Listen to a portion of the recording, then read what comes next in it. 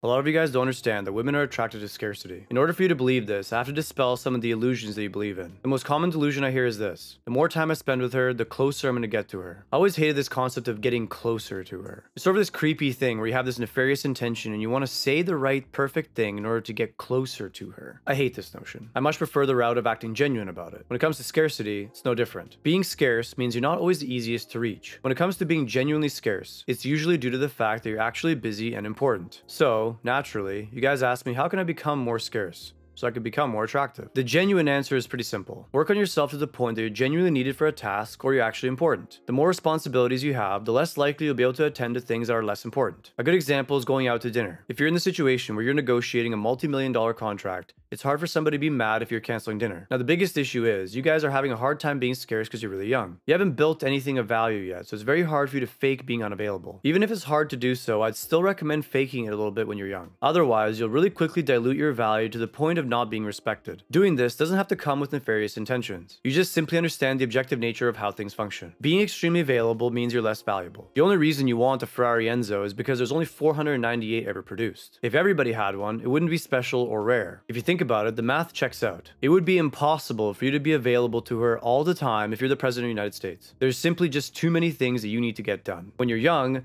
emulate the same concept. Try your best to be as busy as possible when you're young, doing productive things. When you're scheduling dates or hanging out with girls, you want to try to limit it to once a week. Eventually, as you get into it, you could probably bump it up to a couple evenings a week, but I'd hold it there. The more you hang out with her, the more she's going to want the next thing. This usually comes from some form of comfortability. When they feel comfortable with you, they're going to want the next milestone. In the modern era, this is what the general milestones look like. Step 1 would be intimacy. Step 2 is a relationship of some form, whether a situationship or a full-blown relationship. Step 3 is living together. Step 4 is finally marriage. And then step 5 would likely be children. Understand that as she gets comfortable with each step, she's naturally going to want the next one. When you're young, you have to buy yourself as much time as possible if you want to make it work for the long term. If you hang out with her every day, not only are you going to lose respect, but the problem is she's also going to want to push for the next milestone faster. All of this is solved by simply implementing some basic scarcity. Even if you can hang out with her more, there's nothing wrong with limiting it to 2 times a week. In reality, all you're doing is protecting the long-term future of your relationship. For this reason, guys, stop pushing to hang out so often. Understand that it works in your favor to hang out a little bit less often instead of more often. Anyways, guys, I wanted to address this in a single video because I think the concept of scarcity comes up all the time. Guys are constantly confused by this concept. Hopefully this gives you some clarity. Don't forget to like and subscribe to this video if it helped you. Also, comment down below with any more video ideas you have for me. I'll see you guys in the next one.